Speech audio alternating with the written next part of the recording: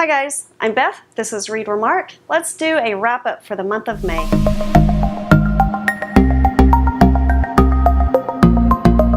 Thank you so much for joining today. We are going to do a reading wrap up of the books that I read in the month of May.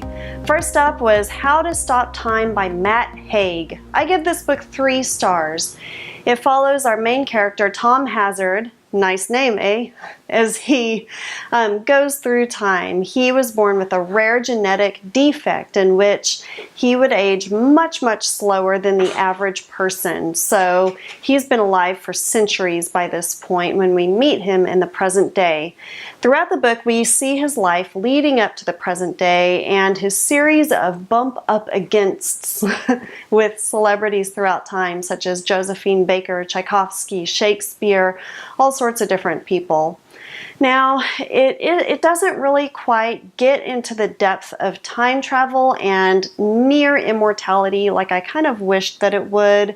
More it focuses on these bump up againsts. I also didn't really feel the connection that he had with the love of his life, Rose. I realized that they were in love, they were married, but I didn't really feel the love there. And so I think the sadness we were supposed to feel for him, I never quite felt. It never felt like it delved enough below the surface. However, it was a fun trip through time and I did enjoy the characters. And so 3 stars. Not great, but a good book. The next one is The Favorite Sister by Jessica Knoll. I highly recommend that you check out my video that I did on this one. This is a book that follows 5 women who are on a reality TV show. Yes, a reality TV show, much like the Real Housewives franchise that is on Bravo. One of them is dead.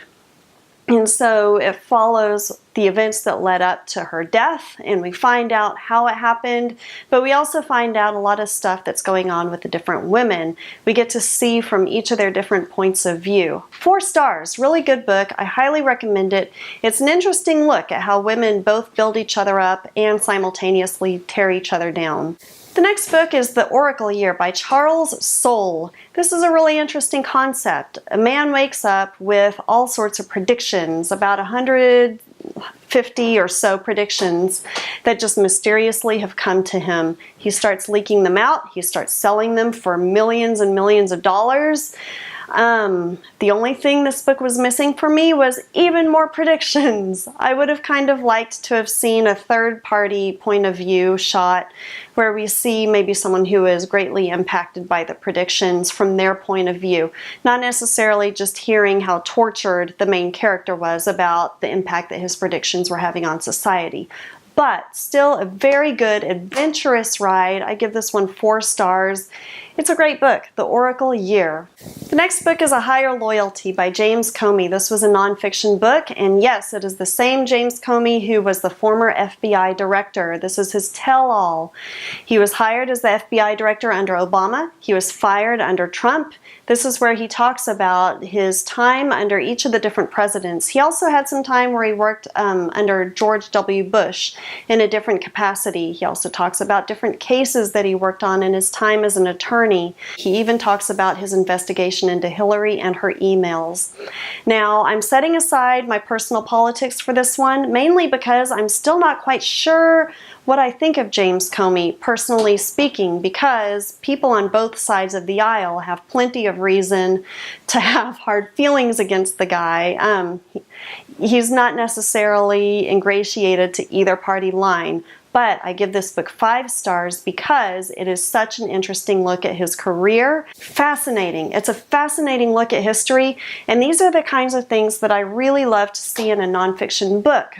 Just an insider look at what went on. It's not salacious, it's not gossipy, it's more just it uncovers different facets of different people that I would not have seen before. The next book is Our Kind of Cruelty by Araminta Hall. I give this book 4 stars. It's a really interesting psychological thriller in which a man and his lover have a game called the Crave. What is the Crave, you ask? I'll tell you. It's where they go to a bar. She starts getting hit on by a man because she, of course, is very beautiful, devastatingly so. And then her boyfriend comes in and says, "Who are you to be hitting on my girlfriend?" And then they go back to their place for lots of passionate smooching. And so it follows a deeper version of this. He has moved away at her urging to go and make a lot of money in America, has come back to England. By the time he's come back, she is engaged to somebody else. However, he thinks that this is just a bigger, much bigger version of their game, The Crave. And so we have this kind of thriller, questionable aspect of, is this guy a crazy stalker who's going insane? Or is this actually some elaborate game on her end that he is playing?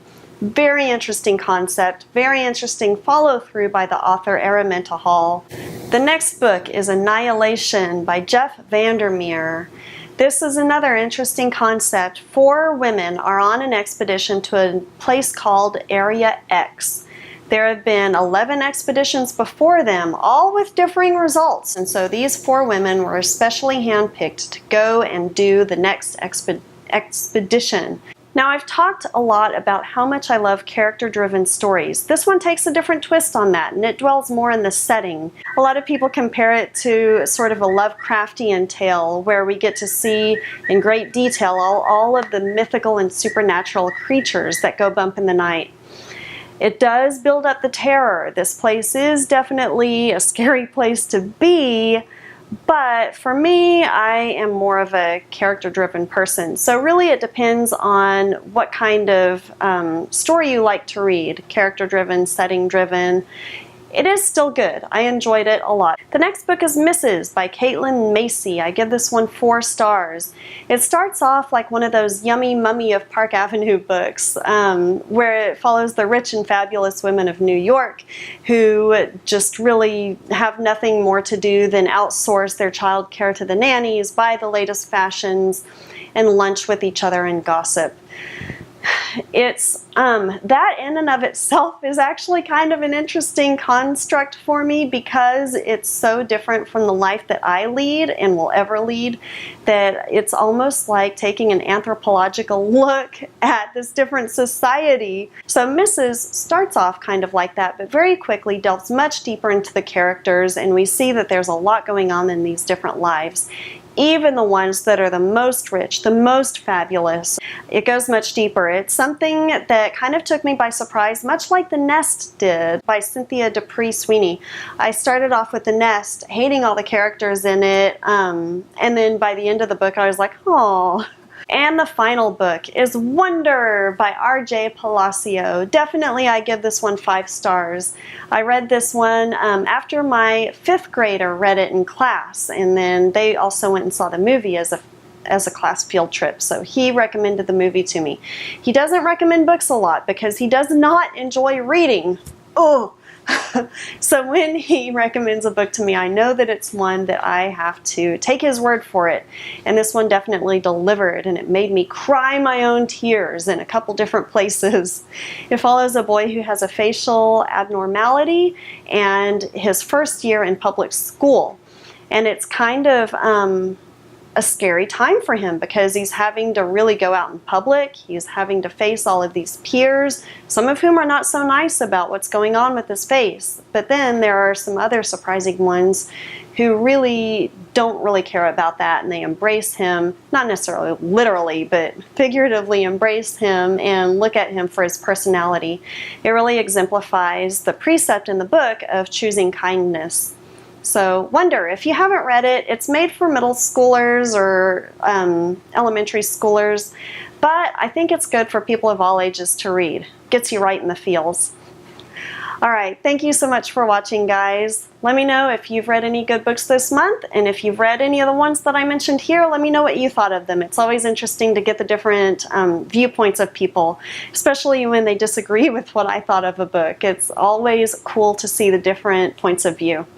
Alright, I'll catch you next time. Don't forget to like, subscribe, all of that wonderful YouTube stuff, and I'll see you later. Bye.